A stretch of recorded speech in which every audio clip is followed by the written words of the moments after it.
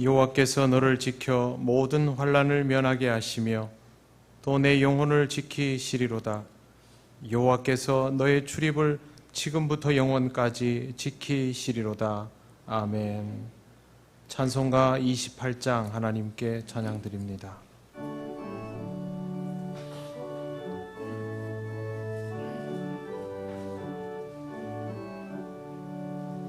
복의 근원 강림하사 찬송하게 하소서. 한량없이 자비하심 측량할 길 없도다. 천사들의 찬송가를 내게 가르치소서. 구속하신 그 사랑을 항상 찬송합니다. 주의 크신 도움 받아 이때까지 왔으니 이와 같이 천국에도 이르기를 바라네. 하나님의 품을 떠나 죄에 빠진 우리를 예수 구원하시려고 보혈을 여주셨네. 주의 귀한 은혜 받고 일생 빚진 자 되네. 주의 은혜 사슬 되사 나를 주께 매소서. 우리 마음은 연약하여 범죄하기 쉬우니 하나님이 받으시고 천국인을 치소서. 아멘. 성시교독 105번입니다.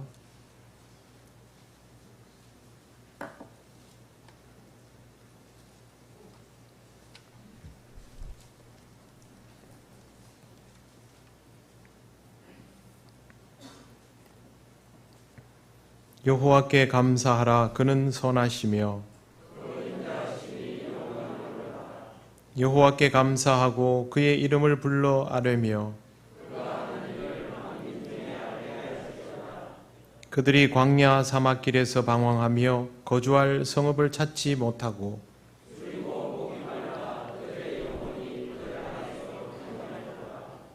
예, 그들이 근심 중에 여호와께 부르짖음에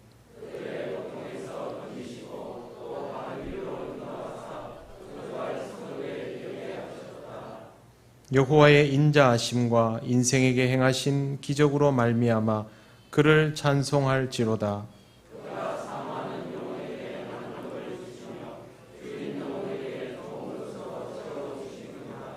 아멘. 나는 전능하신 아버지 하나님 천지의 창조주를 믿습니다. 나는 그의 유일하신 아들 우리 주 예수 그리스도를 믿습니다. 그는 성령으로 잉태되어 동정녀 마리아에게서 나시고 본디오 빌라도에게 고난을 받아 십자가에 못 박혀 죽으시고 장사된 지 사흘 만에 죽은 자 가운데서 다시 살아나셨으며 하늘에 오르시어 전능하신 아버지 하나님 우편에 앉아 계시다가 거기로부터 살아있는 자와 죽은 자를 심판하러 오십니다. 나는 성령을 믿으며 거룩한 공교회와 성도의 교제와 죄를 용서받는 것과 몸의 부활과 영생을 믿습니다. 아멘. 찬송가 588장 하나님께 찬양드립니다.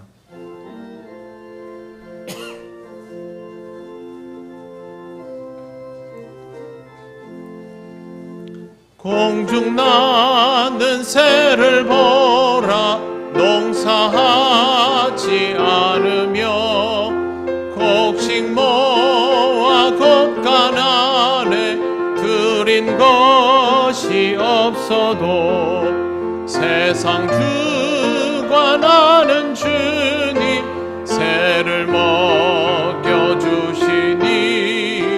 너희 먹을 것을 위해 근심할 건 무엇냐. 들의 백합화를 보라. 길쌈 쓰고 안 해도 솔로몬의 입은 옷도 입것만 못하였네. 아궁석에 던질 풀도 귀히 입히시거든. 사랑하는 자녀들을 입히시지 않으랴. 너희들은 세상에서 무엇 먹고 마시며 무슨 옷을 입고 살까 염려하지 말아라.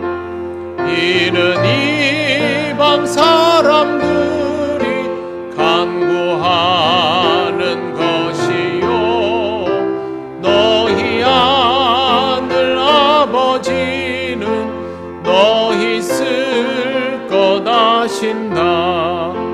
너는 먼저 주의 나라 그의 의를 구하면 하나님이 모든 것을 너희에게 주시리.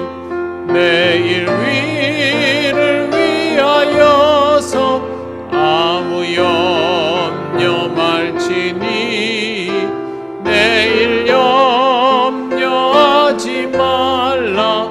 오늘 고생 족하다.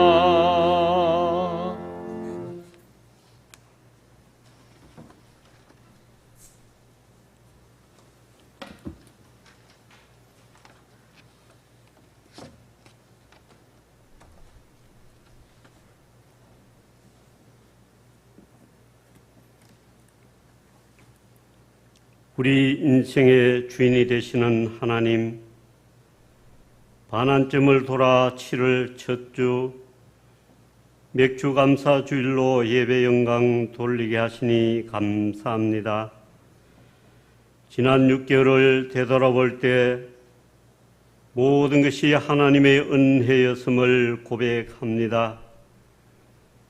국가적으로나 세계적으로 교회적으로 많은 어려움이 있었지만 그때마다 주님의 도우심으로 우리를 건져주셨음을 고백합니다.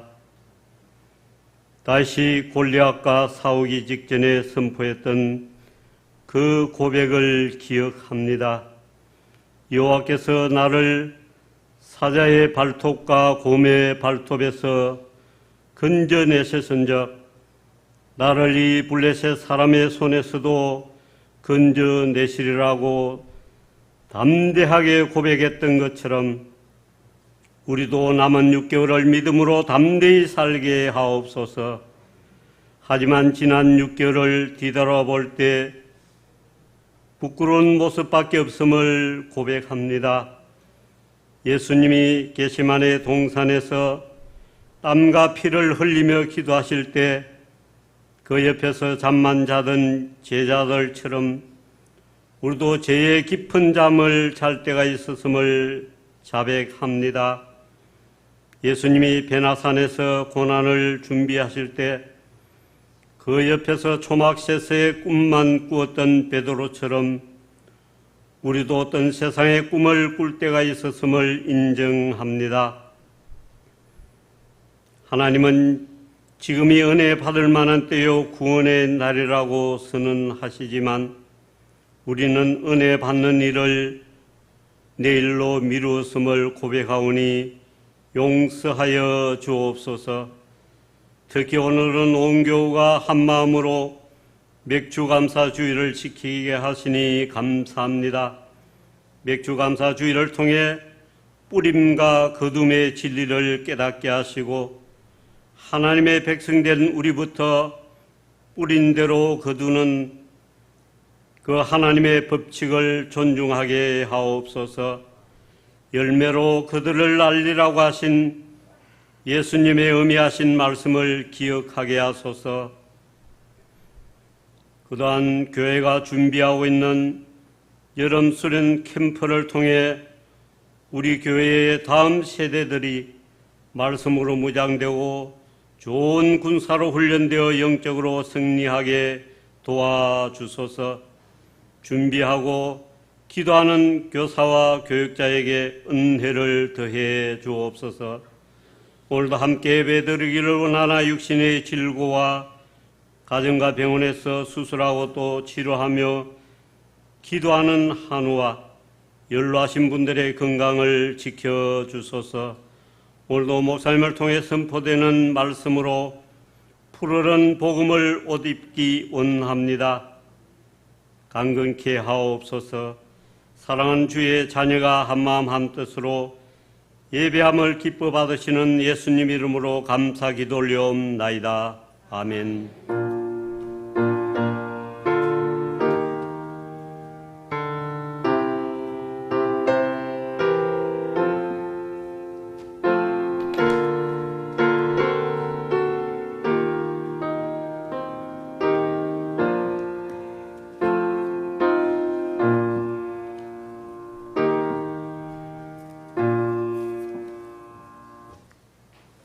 하나님 말씀 먼저 출애굽기 23장 16절입니다.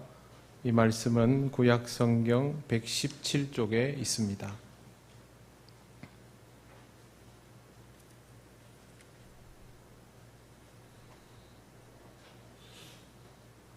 출애굽기 23장 16절 말씀을 봉독합니다. 맥추절을 지키라. 이는 내가 수고하여 밭에 뿌린 것의 첫 열매를 거둠이니라. 수장절을 지키라. 이는 내가 수고하여 이룬 것을 연말에 밭에서부터 거두어 저장함이니라. 아멘. 출애굽기 34장 22절입니다. 구약 성경 136쪽입니다.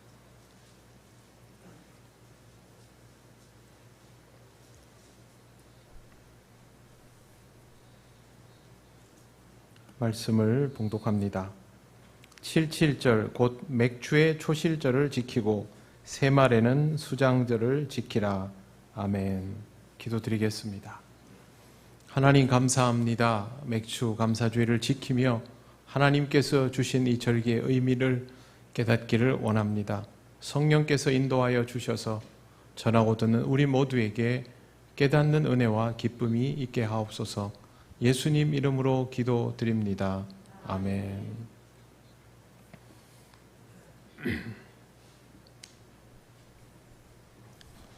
제가 말씀을 준비하면서 어린 시절을 떠올려 보았더니 갑자기 생각나는 일이 있었습니다. 맥추감사주일, 추수감사주일 할 때 되면 추수감사주일은 이해가 됐는데 맥추감사주일이 되면 왜 감사절을 두 번이나 하지? 똑같이 추수인데 그렇게 궁금해했던 적이 있습니다. 의미를 잘 모르니까 이거 한 번에 그냥 딱 하고 그냥 정리하면 되는데 굳이 두 번을 해야 되는 이유가 무엇인가라는 의구심을 가졌더랬습니다. 아마 오늘 맥추감사주일에 대해서 그런 막연한 생각을 하는 분들이 혹 있으실런지 모르겠습니다. 하나님께 감사하는 날인 것은 알겠는데 구체적으로 어떤 이유로 하나님께 감사해야 하는지 그것을 오늘 함께 말씀을 통해서 살펴보려고 합니다. 오늘 우리가 읽은 말씀은 맥추감사절을 알려주는 대표적인 구절인데요. 몇 개의 절기 단어가 나옵니다. 맥추절, 칠칠절, 그리고 맥추의 초실절, 수장절입니다. 출애굽기 23장 16절에 나오는 맥추절은 히브리어로 하카치르입니다. 하카치르는 우리말 성경에서는 맥추절, 보리를 추수하는 절기로 번역되었습니다. 성결교회 오영필이라는 목사님이 계십니다. 옛날 분인데요. 한학에도 능하고 신학 강단에도 서셨고 목회도 하신 분입니다. 1939년과 59년에 출판된 설교문에서 맥추절을 이렇게 소개했습니다. 6월절이 4월이니 맥추절은 여름에 지키는 절기로 보리와 희생 제물을 드리는 것으로 지켜졌다라고 설명합니다. 현대의 유대인들도 이 날을 기념하여 지키니 우리 기독교에서도 이 절기를 지키는 것이 옳다라고 말했습니다. 절기를 지키는 의미에 대해서 말하는 것은 좋았지만 히브리어를 해석하는 데는 착오가 있었습니다. 하카치르라는 말은 추수라는 뜻입니다. 보리나 밀을 지칭하는 단어가 아니었습니다. 결국 이 절기는 무엇을 추수하는가에 초점이 맞추어진 것이 아니었던 것이죠. 그러니 굳이 보리를 추수하는 절기다라고 이름 지을 필요가 없었는데 그 시절 우리가 보리를 추수할 수 있게 되었음을 착안해서 그렇게 붙인 것으로 보입니다. 사실 보리를 지칭하는 단어인 맥이라는 말은 보리뿐만 아니라 곱게 빻을 수 있는 곡류에 다 붙이는 단어입니다. 그래서 밀가루에도 소맥이라고 이렇게 붙여집니다. 맥추절을 밀추수의 절기라고 이름 지을 수도 있는 것이죠. 우리말 성경에서는 이 절기에 대해서 출애굽기 23장의 절기에 대해서 맥추절이라고 부르는데 반해서 영어 성경들은 하나같이 이 구절을 수확절 또 추수절이라고 번역해 놓았습니다. 특정 곡식을 한정하는 것이 아니라 비로소 수확하게 되었다라는 의미로 붙여두었던 것입니다. 맥추절은 비로소 추수할 수 있게 되었다라는 것을 감사하는 절기입니다. 출애굽기 34장 22절에 나오는 맥추의 초실절이라는 표현은 칠칠절과 같은 절기입니다. 칠칠절은 히브리어로 하그 하쉬보트입니다.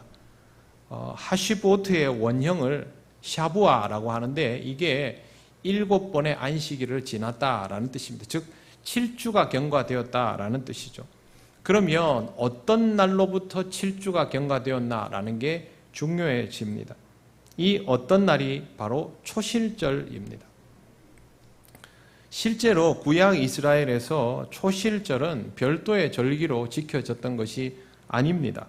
우리도 초실절이란 이름은 알고 있지만 이게 정확하게 어떤 의미인지를 모르는 분들이 대부분입니다. 이스라엘의 3대 절기는 유월절, 칠칠절, 장막절 혹은 수장절 이렇게 불러집니다. 먼저 유월절은 이스라엘이 구원받은 것을 기억하고 기념하는 절기입니다. 하나님께서 이집트의 초태생을 다 죽일 때 이스라엘은 문에다가 양의 피를 문설주에 발라서 하나님의 사자가 그것을 뛰어넘어 가도록 해서 생명을 보전하였습니다.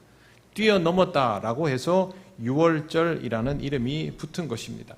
그렇다면 유월절의 주제는 생존, 구원입니다.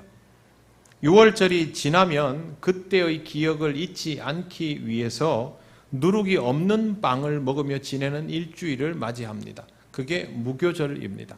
무교절의 3일차 되는 날에 처음 익은 곡식, 첫 번째 결실을 가지고 하나님 앞에 제사를 지내는데 그게 초실절입니다.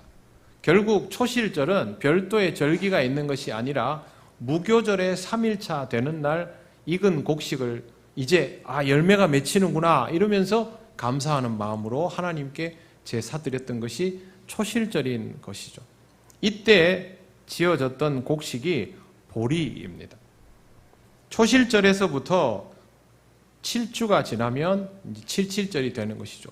결국 초실절도 6월절의 범주 안에 포함되면서 의미는 6월절과 똑같습니다. 곡식이 열리네 생존할 수 있게 되었다. 생존이 핵심입니다. 초실절에서부터 7주가 지난 49일이 지난 그 다음 날 칠칠절로 지켜집니다. 이때는 밀을 수확하기 시작합니다. 밀은 그들의 주식입니다. 보리는 먹을 것이 없다시피 한 그때에 이제 곡식을 먹기 시작하게 되었다라는 의미가 있다면, 밀은 본격적으로 양식을 구비하게 되었다라는 의미가 있습니다. 제대로 먹게 된 것이죠. 이 절기는 혼자 덩그러니 있는 것이 아니라 유월절, 무교절, 초실절에 이어서 다 연결되어 있는 구조로 지켜지고 있었습니다. 보리를 추수하는 절기, 맥추절이 될 수 있을 겁니다. 그런데 출애굽기 34장 22절은 정확히 번역하면 보리 추수가 아니라 밀 추수입니다. 번역을 잘못해서 보리 추수로 되어버렸던 것이죠. 보리 추수가 되니까 초실절과도 헷갈리게 돼서 인터넷에 여러분 찾아보시면 초실절이 77절이다 이렇게 써놓은 데가 상당히 많습니다. 정확하게 이해하셔야 합니다. 초실절은 무교절 안에 들어있고 77절은 무교절에서 7주 49일이 지난 다음에 지켜지고, 이건 미래 초실절입니다. 그러니까 일반적인 초실절과 미래 초실절이 다르다라는 것이죠. 출애굽기 23장의 맥추절, 이 표현을 그대로 추수절, 수확절 혹은 중간 추수절이라고 부르면 더 나을 것입니다. 추수감사절처럼 한 해의 농사를 다 마무리하고 거두어서 저장하기 위한 절기, 수장절이 아니라 이제부터 본격적인 수확기에 들어간다라는 의미가 맥추절에 있다라는 것을 기억해 두시기를 바랍니다. 초실절에는 열매가 맺히는 것 자체가 감사하지만 맥추절에는 이제부터는 본격적인 수확을 하게 된다라는 것을 염두에 두고 감사하는 것입니다.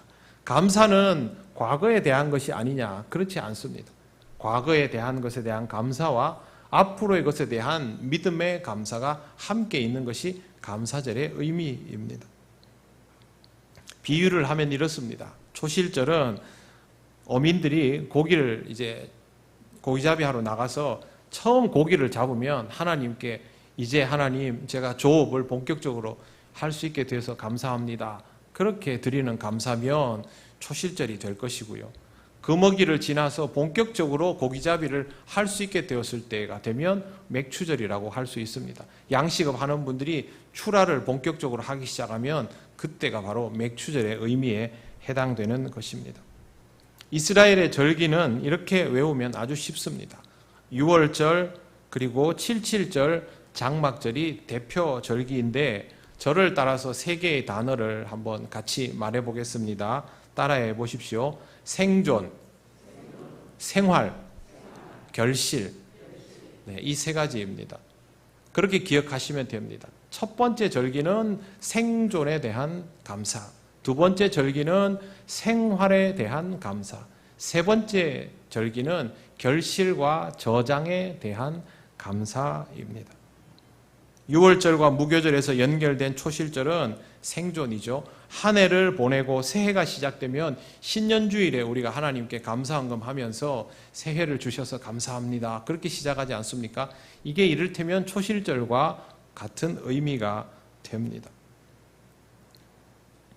맥추절이 지나고 나면 수장절이 들어갈 때까지 이제부터는 열매를 관리해야 되는 시기가 됩니다. 밀농사는 이미 이제 마무리가 되었고요. 그때부터 포도와 올리브를 수확할 때까지 아주 중요한 시기가 됩니다. 원래 과실이 맺히고 곡식이 맺히면 그때부터는 아주 신경 써서 관리해 들어가야 하지 않습니까? 바로 그 시기가 맥추절부터 수장절까지입니다. 그 어느 때보다도 정성을 다하여 일해야 되는 시기, 그 일을 할 수 있도록 하나님께서 보리뿐만 아니라 밀을 주셨기 때문에 더 이상 다른 것들은 신경 쓰지 않고 최선을 다해서 결실이 마무리되고 저장할 수 있을 때까지 열심히 농사를 지어야 한다라는 의미가 맥추절에 포함되어 있는 것입니다. 지나간 것들의 결실에 대한 감사로 그것을 기반 삼아서 오늘을 더 열심히 살아야지라는 마음이 들 수밖에 없는 것이 아주 중요한 일련의 과정 한가운데에 있는 사람의 마음일 것이죠. 그렇기 때문에 맥추절은 열심히 살아가는 사람일수록 그런 마음이 더 들 수밖에 없습니다. 내가 지금까지 최선을 다해서 살아왔고 하나님께서 이 과정을 인도하여 주셨는데 이걸 내가 마무리 잘 지어야 하지 않겠는가? 하나님을 붙잡고 나아가야지. 하나님께서 내게 주신 기회를 끝까지 잘 사용해야지. 이런 마음이 들 수밖에 없는 게 바로 맥추절입니다. 이름은 보리추수를 오인해서 잘못 붙인 감이 있지만 실제로 구약에 나오는 77절의 진짜 의미는 우리가 정확하게 지키고 있는 것입니다. 여러분은 지난 6개월간 하나님의 인도하심을 따라서 살아오셨습니다. 어려운 고비도 있었을 것이고 실패하는 순간도 있었을 것입니다만 무엇보다 중요한 것은 우리가 여전히 신앙적이라는 것입니다. 이것이 가장 큰 감사의 조건입니다. 신앙이 있기 때문에 다음 6개월에 대한 준비도, 다음 6개월에 대한 헌신도 신앙적으로 할 수 있는 것입니다. 어려울 수 있습니다.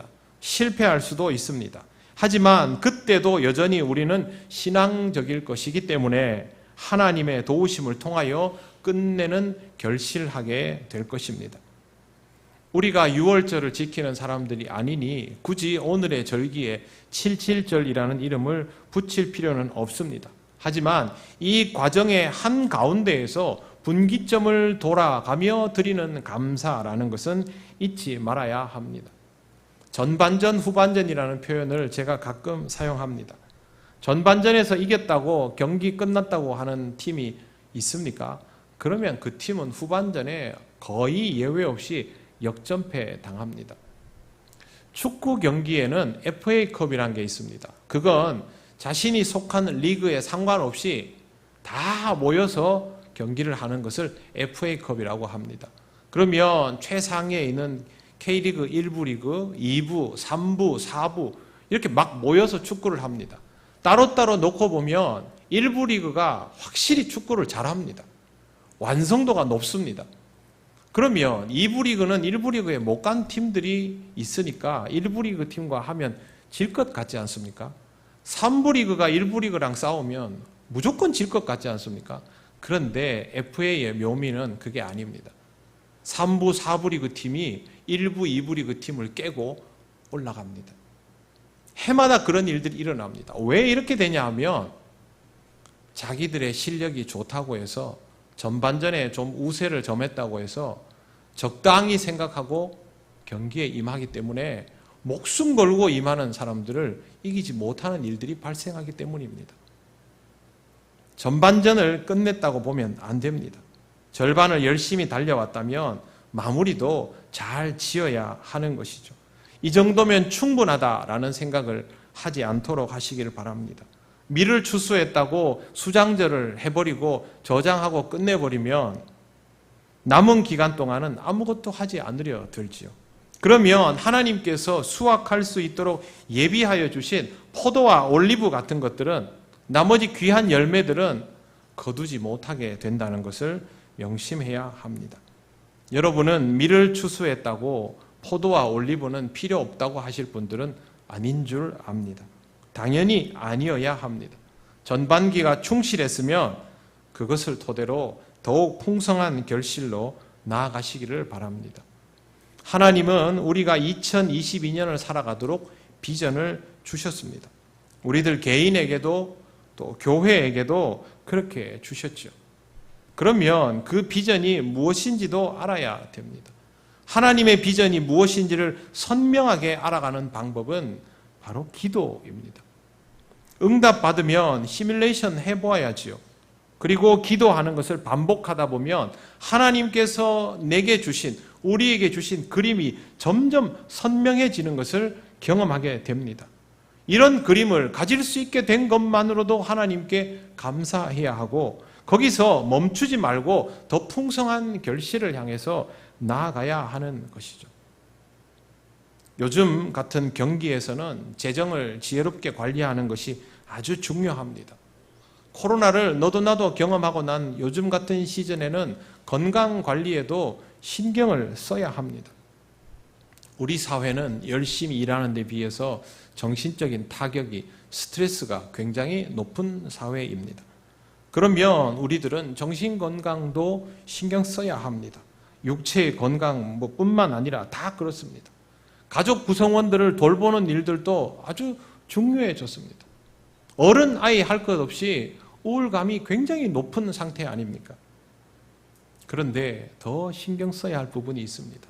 그것은 바로 신앙적인 부분입니다. 신앙적인 부분은 우리 모든 것의 토대가 되기 때문에 이 신앙적인 부분들이 충족되지 않으면 우리가 하고 싶어 하는 것들의 지속성이 나오질 않습니다. 경제 개념도, 정신 건강도, 육체의 건강도 든든한 토대 위에서 꾸준히 유지되지를 않는 것입니다.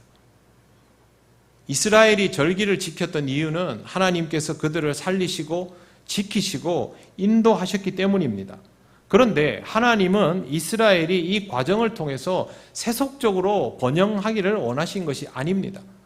이 과정을 통하여 그들이 신앙적으로 눈을 뜨고 성숙해지기를 원하셨습니다. 우리를 향한 하나님의 기대는 다를까요? 똑같습니다. 하나님께서 우리로 하여금 생존하게 하시고 생활하게 하시고 번성하게 하시는 이유는 우리가 이 상황을 신앙적으로 바라보게 되기를, 그래서 신앙적으로 성숙하게 되기를 원하시는 것입니다. 그러니 우리의 열매는 결국 영적인 것이 되어야 합니다. 이 절기를 지키는 궁극적인 이유가 신앙적이었던 것처럼 지금 이 시대를 맥추절로 지키는 우리의 내용도 신앙적이어야 하는 것이죠. 신앙적이란 말이 무엇입니까? 하나님과 우리와의 관계가 점점 더 견고해져 나가야 한다는 뜻입니다. 하나님께서 여러분으로 하여금 번성하게 하셨는데 그 번성함을 들고 하나님과 점점 거리가 멀어지고 세상적으로만 분주해진다면 그것은 하나님의 의도에 부합되는 것이 아닙니다. 그럴수록 하나님과 더 가까워져야만 합니다. 저는 앞으로 여러분에게 영적 결실을 맺는 삶에 대해서 지속적으로 말씀을 전하려고 합니다. 여러분은 이런 결실을 맺는 삶을 위해서 항상 준비 운동이 되어 있는 그리스도인이 되시기를 바랍니다. 운동선수들이 실제로 임하는 경기는 매우 격렬합니다. 그래서 운동선수들은 그 경기 시간의 몇 배에 해당되는 준비 운동을 반드시 합니다. 축구선수, 야구선수들이 그날 저녁에 시합 있다고 해서 그것만 하는 게 아니라 낮에 벌써 2시간, 3시간씩 몸을 다 풀어놓습니다. 그렇지 않으면 부상을 입기 때문입니다. 평소에 준비 운동이 되어 있지 않은 우리가 하나님께서 주시는 영적 연단의 삶 속에 들어가면 그냥 되겠습니까? 절대 안 됩니다. 안 하던 걸 갑자기 하면 다치게 되는 것처럼 우리도 소화하지 못하는 경우들이 허다하게 발생합니다. 한 번만 하고 다시는 못하는 거죠. 우리 신앙의 준비 운동은 다른 거 없습니다. 예배자로 살아가는 것, 기도자로 살아가는 것입니다. 예배자로 살아가지 못한다면 하나님의 인도하심을 따를 수가 없고 하나님이 기뻐하시는 결실을 맺을 수 없습니다. 기도자로 살아가지 못하는 것도 마찬가지입니다. 하나님께 뜻을 묻지 않고 우리가 가야 할 길을 끝까지 한 번도 틀리지 않고 갈 수 있는 사람이 있습니까? 없습니다. 우리는 언젠가는 길에 막히게 돼 있고 언젠가는 갈래길에서 몰라서 주저앉게 되어 있습니다. 누구나 겪는 일입니다. 그래서 기도해야만 하는 것이죠. 하나님이 허락하신 열매를 맺고 싶다면 가장 기본적인 것부터 하시기를 바랍니다. 아무것도 하지 않으면서 결실을 바라면 안 됩니다. 기도하지 않으면서 응답을 바라고 길을 묻지도 않았으면서 알려주기를 바라고 결실을 위한 시도와 노력을 하지 않았으면서도 결실을 바라는 것은 옳지 않습니다. 우리가 맺는 모든 결실은 하나님과 함께 맺는 결실입니다. 신실하신 하나님은 이미 일하시니 우리도 신앙적 결실을 위하여 수고하여야만 합니다. 우리는 복음을 가진 사람들이죠. 복음을 가진 사람들의 신앙적 결실은 결국 복음을 전하여 생명을 살리는 것입니다. 우리한테 이보다 중요한 일은 없습니다. 그런데 이게 쉽지 않은 것이 문제이죠. 우리에게 허락된 죄사함과 구원은 예수께서 이 땅에 오셔서 십자가를 지시고 죽으시고 부활하심을 통하여 이루신 열매입니다. 결코 간단하고 쉬운 열매가 아니었습니다. 그리고 복음을 전하는 것은 복음 증거자가 자기 십자가를 져야만 성공할 수 있는 열매입니다. 쉬울 리가 없습니다. 전도를 해도 결실을 잘 맺지 못하는 것이 당연합니다. 그러나 그렇기 때문에 열매를 맺으면 그만큼 값진 것입니다. 제가 지난번에 과일 하나, 포도 하나에 900만 원짜리 있다고 말씀드렸죠. 14년 동안 연구해서 만든 포도. 수요일 저녁에 제가 말씀드렸네요. 실패를 얼마나 많이 했겠습니까? 그게 그만큼 귀한 이유가 희소성 때문 아닙니까? 복음 증거가 쉬웠던 적은 단 한 번도 없습니다. 복음 증거가 쉬웠던 것처럼 여겨지던 시대는 실제로는 그렇지 않았습니다. 전도는 항상 어렵습니다. 그렇기 때문에 우리도 마음을 단단히 먹고 그렇게 임해야 하는 것이죠. 그렇게 생각하지 않고 쉽게 생각하고 덤벼보고 몇 번 실패하면 인내하지 않게 되다 보니 복음을 가진 우리가 가장 중요한 사명을 놓치며 살아가는 것입니다. 우리는 어떻게 해서 이렇게 신앙생활을 하고 있습니까? 누군가가 우리를 위해서 기도해주고 누군가가 포기하지 않았기 때문에 그래서 이렇게 신앙이 지켜졌던 거 아닙니까? 그러면 우리도 이 수고의 과정을 해야만 하는 것이죠. 어려운 거 생각하지 마시고 가까이 있는 거 쉬운 것부터 해 나가시기를 바랍니다.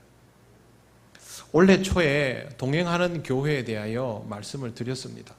그냥 갑자기 생각나서 말씀드린 거 아니고요. 저는 여러분들에게 뭔가를 하자고 말씀을 드리면 몇 년 동안 고민하고 기도하고 말씀드린 겁니다. 제가 장로님들께 이 말을 꺼냈을 때 장로님들도 똑같은 고민을 하고 있어서 깜짝 놀랐습니다. 그래서 이거는 우리가 할 수밖에 없는 일이구나 라고 생각하고 말씀을 드렸는데 놀랍게도 동행하는 교회들이 모두 다 변동사항이 생겨버렸습니다. 우리가 어찌 할 수 없는 일들이 공교롭게도 하필이면 우리가 가고자 하는 교회에 다 생긴 겁니다. 고민에 빠졌습니다. 그렇게 고민하던 차에 코로나가 갑자기 막 확산됐습니다. 여러분들 중에 코로나 확진자가 매주 나오고 결국 저도 코로나에 걸리고 보통 몸 추스리는데 한 달 이상 걸리지 않습니까? 저는 아직도 몸은 더운데 찬바람 나오면 계속 기침 납니다. 정신 차리고 나니까 6월이었습니다. 계속 기도했습니다. 해야 되는 일인데 하려니까 뭐가 하나도 안 맞고 그래서 기도 시간만 되면 이 제목이 먼저 떠올랐습니다. 그리고 하나님께서 저에게 주셨던 응답은 굉장히 간단했습니다. 할 걸 해라. 해야만 하는 것을 해라. 모르는 답도 아니죠. 다 알고 있는 거고 그럴 수밖에 없다는 걸 알면서도 다른 방법이 없을까? 그렇게 기도했던 것이거든요. 그래서 그냥 하기로 했습니다. 제가 먼저 장로님들한테 그렇게 합시다라고 말씀드렸고 장로님들도 두말 않고 따라주셨습니다. 7월, 8월 2달 동안 교구별로 큰 부담을 가지지 않고 여러분들이 동행하는 교회에 가서 같이 예배도 드리고 그분들과 음식도 나누고 또 그 교회가 위치하고 있는 섬이 어떤 곳인지도 살피고 하나님께서 여러분에게 감동 주시면 그 외에 다른 것들도 할 수 있겠죠. 당연히 복음도 전할 수 있고요. 그렇게 일단 출발을 하려고 합니다. 해야만 하는 일이기 때문에 그렇습니다. 가만히 있을 때보다는 더 번거로워지고 더 불편해지고 수고스러워질 수 있습니다. 그럼에도 불구하고 하나님께서 우리에게 주시는 결실이 있기 때문에 하는 겁니다. 정말 중요한 것은 결과물이 아닙니다. 과정 자체가 하나님의 신실하심 때문에 우리에게 이미 열매가 되기에 우리는 이 과정을 밟는 것 자체가 의미가 있는 것입니다. 인생은 항상 좋은 결실을 내며 살기는 어렵습니다. 때로는 시기가 적절하지 않고 때로는 상황이 받쳐주지 않고 무엇보다 우리가 부족함 투성이라서 결실하지 못할 때가 더 많습니다.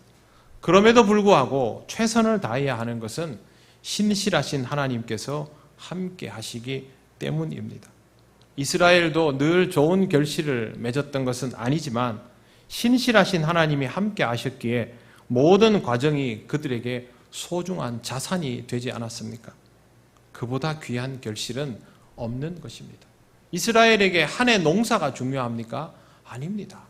하나님과 함께 온 과정 자체가 열매였던 것입니다. 과정이 결실이 될 때 열매는 이미 맺히게 되어 있습니다. 오늘 맥주 감사주의를 통하여 과정 자체에 대하여 감사하시고 동행하시는 하나님과 함께 더욱 풍성한 결실을 향하여 나아가시기를 바랍니다. 맥주절을 묵상하면서 한 가지 그림이 딱 떠올랐습니다. 그게 뭐냐 하면요, 등반하시는 분들이 정상에 오르기 전에 치는 마지막 베이스 캠프가 있습니다.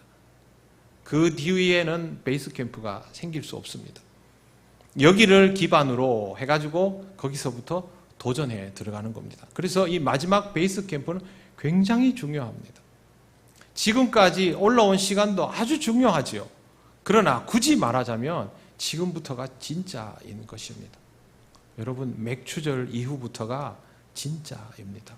여기서부터 우리의 삶에 어떤 결실이 맺혀지는가를 통해서 우리의 신앙이 어떠한가를 확인할 수 있습니다. 노력하여도 원하는 바를 이루지 못할 수 있음을 다시 한번 말씀드립니다.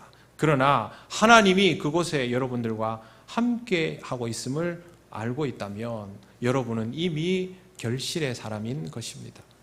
평강의 하나님께서 여러분을 평안하게 하며 과정에 충실하게 임하도록 인도하시는 것을 기뻐하시고 아름다운 영적 열매를 맺으시는 하반기를 맞이하시기를 바랍니다. 기도드리겠습니다. 하나님 감사합니다. 우리에게 주신 귀한 시간들을 뒤로하고 하나님 인도하실 새로운 시간들을 마주합니다. 그동안 많은 것들을 허락하여 주셨기에 그것을 탄탄한 기반으로 삼아 하반기에 최선을 다하여 하나님을 기쁘시게 하는 우리가 되기를 원합니다. 하나님과 함께하는 모든 과정이 우리에게 소중한 결실 되게 하옵소서. 예수님 이름으로 기도드립니다. 아멘. 찬송가 590장 찬양하시며 봉헌하시겠습니다.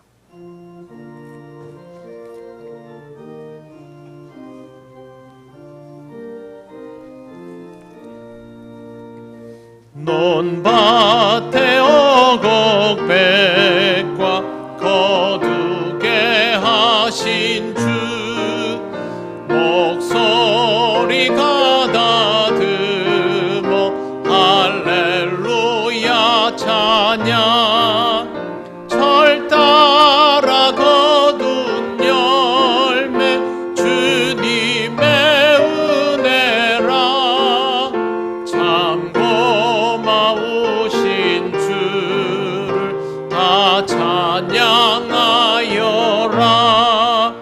사막에 샘이 솟아 꽃 피게 하시니 시냇물 노래하고 산들은 춤추네 메마른 모든 땅에 단비를 주시고 오곡이 풍성하게 주복을 주셨네 은혜로 거둔 곡식 주 앞에 바치고 구원을 받으니 목주님께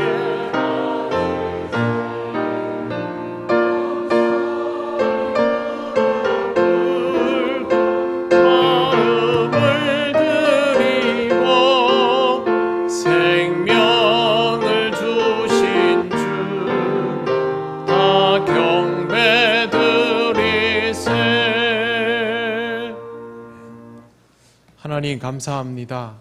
그동안 하나님 지켜주셔서 은혜 가운데 살았음을 다시 한번 감사드립니다. 앞으로의 시간도 하나님의 인도하심 속에서 살아가게 하시고 또 이 어려운 시기에 물질적으로 시험 들지 않도록 하나님 붙들어 주시고 지혜롭게 하여 주시기를 원합니다. 감사드리며 예수님 이름으로 기도드립니다. 아멘.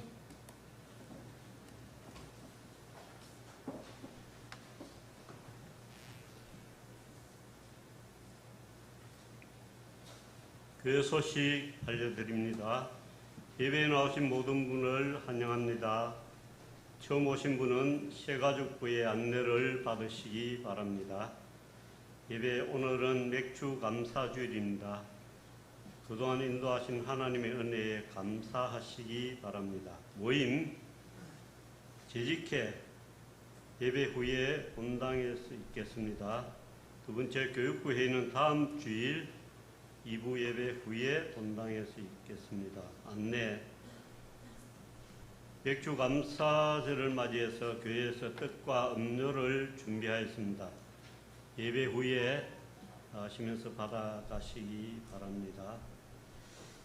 두 번째 동행교회 방문 7월 8월 중에 각 교구별로 동행교회를 방문하여 예배와 만남 그리고 약간의 섬투어도 있을 예정입니다. 먼저 교구별로 모임을 가져주시고 날짜의 우선권은 먼저 신청한 그러한 교구에게 있겠습니다. 하나님이 열어주신 은혜의 길로 가는 첫걸음이니 교구별로 기도로 준비하시기 바랍니다. 저희들이 교구별로 정해놨는데 연화도교회 위에 세 개 교회죠. 세 개 교회인데 각 교구별로 그렇게 유동교회도 있고 새성교회 두 교회까지 올해 4개의 교회가 되겠습니다. 그리고 세 번째 전국 장로 수련회가 7월 6일부터 8일까지 경주 더케이 호텔에서 있습니다. 네 번째 교회학교 여름 행사 안내 교회학교가 여름 수련회를 준비하고 있습니다. 전 교인이 이를 위해서 기도해 주시기 바랍니다. 후원하실 분은 교육부장이신 이명렬 장로님께 하면 되겠습니다. 유치부가 7월 17일부터 중고등부가 7월 23일 아동부가 7월 29일부터 있겠습니다.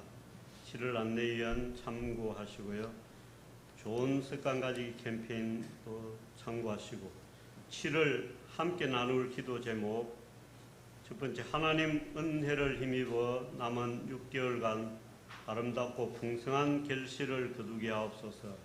두 번째 여름을 영과 육의 강건함 속에서 살아가게 하옵소서.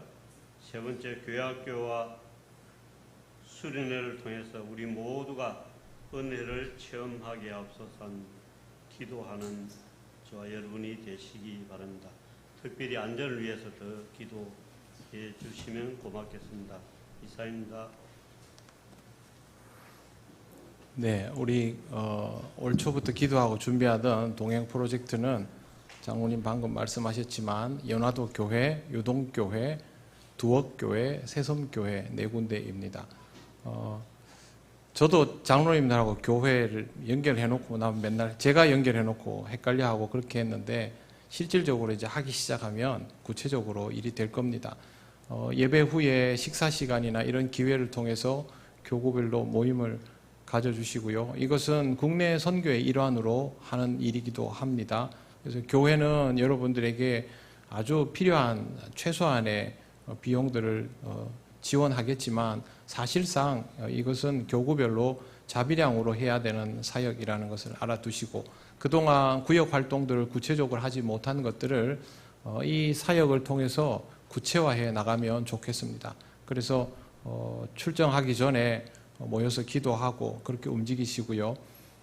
주일날 움직이게 되기 때문에 예배 시간을 맞추는 일들이 섬지역 교회는 우리와는 사정이 좀 다를 수 있습니다. 그래서 배 시간이 맞지 않는 경우에는 새벽 예배를 드리고 같이 출발하고, 또 가능하면 우리 교회에서 일부 예배를 드리고 출발할 수 있도록 프로그램을 짤 생각입니다. 그곳에 가서도 예배를 드리고 교류를 나누게 되기 때문에 아마 여러분들에게는 아주 소중한 경험이 될 것입니다. 다녀오고 나면 사실상의 일일 수련회 같은 느낌을 가지게 될 것이라고 생각을 합니다. 많은 분들이 가셔서 함께 예배 드리는 것도 의미가 아주 큽니다. 지금 섬 지역의 교회들은 예배 인원 자체가 아주 적습니다.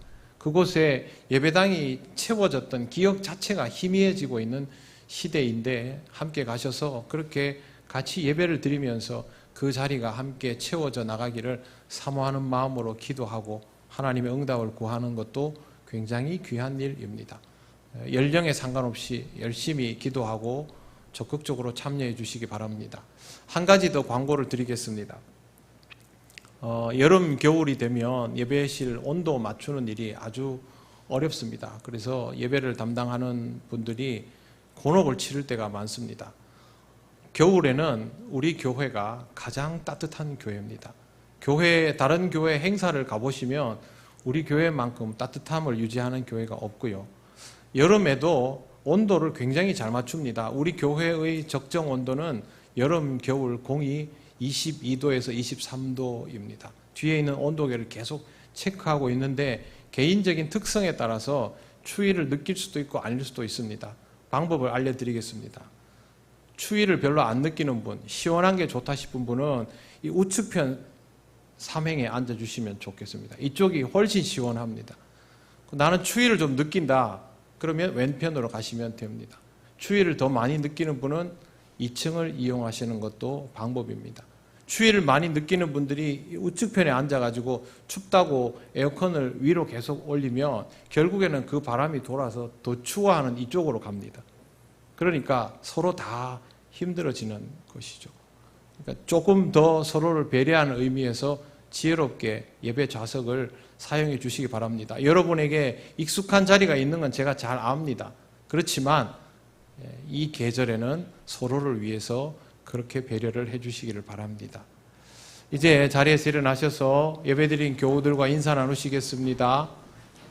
처음 오신 분들과도 인사 나누시겠습니다.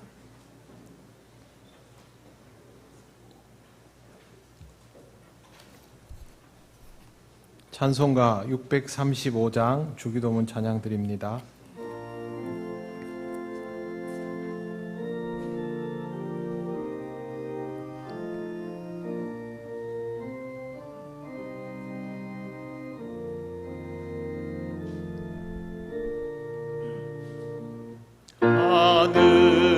하늘에 계신 아버지 이름 거룩하사 주님 나라 임하시고 뜻이 이루어지다.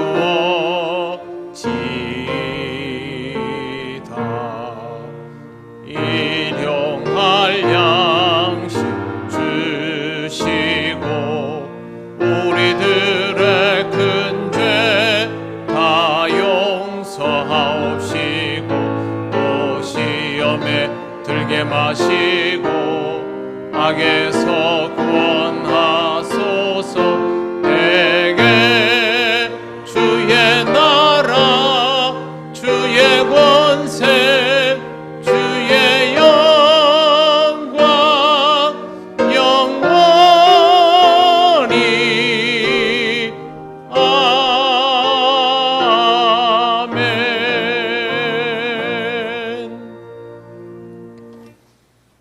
우리 주 예수 그리스도의 크신 은혜와 하나님 아버지의 놀라우신 사랑과 성령님의 교통하시고 인도하여 주심이 하나님에 대한 기대감을 가지고 더욱 힘써 아름다운 결실을 향하여 나아가기를 원하는 이 시간 예배하는 권속들 위해 영원토록 함께 하시기를 간절히 축원하옵나이다. 아멘.